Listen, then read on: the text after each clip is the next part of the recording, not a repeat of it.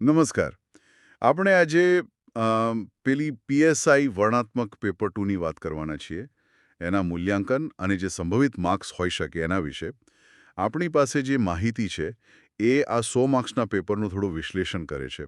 ખાસ કરીને માર્ક્સ કઈ રીતે અપાય છે, કયા આધારો પર. હા, બરાબર. તો મુખ્ય સવાલ એ છે કે ભાઈ આ પેપરમાં સારું પરફોર્મ કરવું હોય તો શું જોઈએ?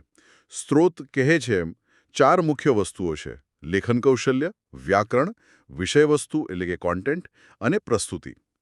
તો આપણો આજનો હેતુ એ સમજવાનો છે કે આ 4 ફેક્ટર્સના આધારે ઉમેદવારો શું અપેક્ષા રાખી શકે, કેવા માર્ક્સ આવી શકે.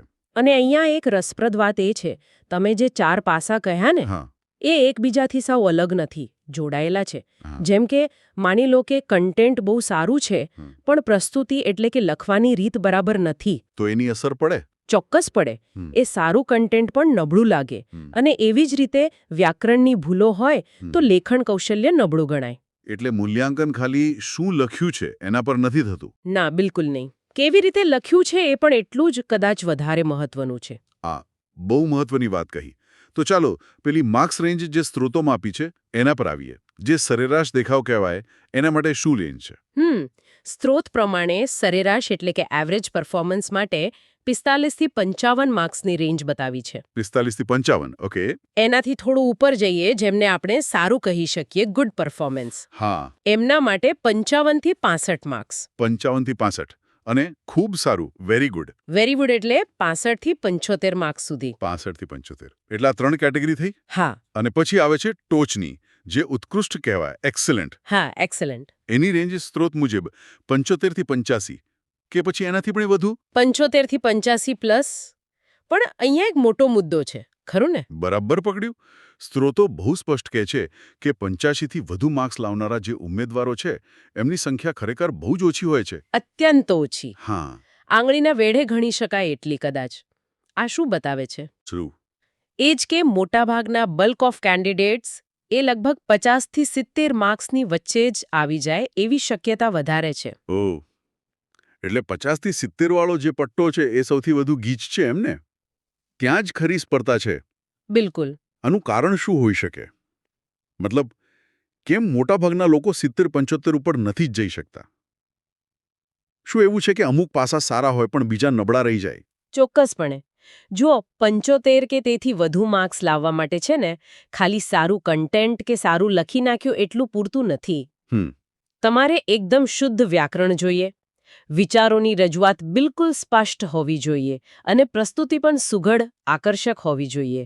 આ બધું જ. બધું એકસાથે, અને એ પણ પરીક્ષાના ટાઈમ પ્રેશરમાં. બસ એ જ મોટો પડકાર છે. આ 50-70નો ગાળો શું સૂચવે છે? કે મોટાભાગના ઉમેદવારો કદાચ કન્ટેન્ટ અને થોડું ઘણું લેખન પર ધ્યાન આપી દે છે. હા. પણ પછી વ્યાકરણની નાની નાની ભૂલો રહી જાય, અથવા તો જવાબ જે રીતે લખવો જોઈએ, પેરેગ્રાફ પાડવા, મુદ્દા સ્પષ્ટ કરવા, એ પ્રસ્તુતિમાં કચાશ રહી જાય. એટલે એ પાછળ રહી જાય. હા, એનાથી માર્ક્સ કપાય અને એ 70-75 વાળી બ્રેકેટમાં ના આવી શકે.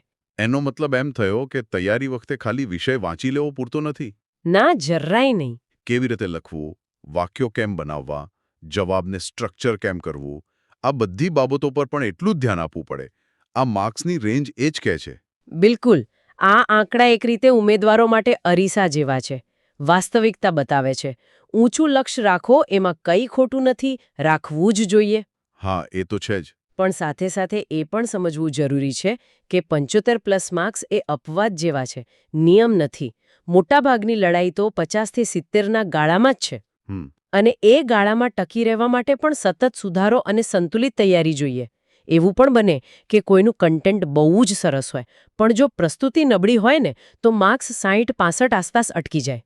સાચી વાત છે. તો આખી ચર્ચાનો સારે નીકળે છે કે પીએસઆઈ પેપર 2માં સફળ થવું હોય તો એક હોલિસ્ટિક અપ્રોચ એટલે કે સર્વાંગી અભિગમ જોઈએ. અનિવાર્ય છે. ખાલી જ્ઞાન નહીં, પણ એ જ્ઞાનને કાગળ પર અસરકારક રીતે ઉતારવાની કળા પણ એટલી જ મહત્વની છે. આ માર્ક્સની વહેંચણી એ જ બતાવે છે. બરાબર. અને આનાથી તૈયારી કઈ દિશામાં કરવી એ પણ સ્પષ્ટ થાય છે. કેવી રીતે? ઉમેદવારો વિચારી શકે કે પોતાની સ્ટ્રેન્થ શું છે, વીકનેસ શું છે. શું મારું વ્યાકરણ નબળું છે, તો એના પર વધુ મહેનત કરું? શું મારી લખવાની સ્પીડ ઓછી છે કે પ્રેઝન્ટેશન સારું નથી તો એના પર ફોકસ કરું? એટલે સેલ્ફ એનાલિસિસ માટે પણ આ ઉપયોગી છે. ચોક્કસ.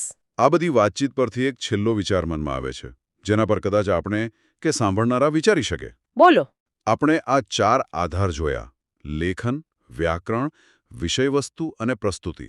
આ 4માંથી કયો એક ઘટક એવો હશે જે સૌથી મોટો ફરક પડતો હોય? મતલબ, જે સારા પરફોર્મન્સને ખૂબ સારા કે ઉત્કૃષ્ટ લેવલ પર લઈ જવામાં કી રોલ ભજવતો હોય. રસપ્રદ પ્રશ્ન છે. કઈ એક વસ્તુ પર માસ્ટરી મેળવીએ તો માર્ક્સમાં સૌથી મોટો જમ્પ આવી શકે? આ ખરેખર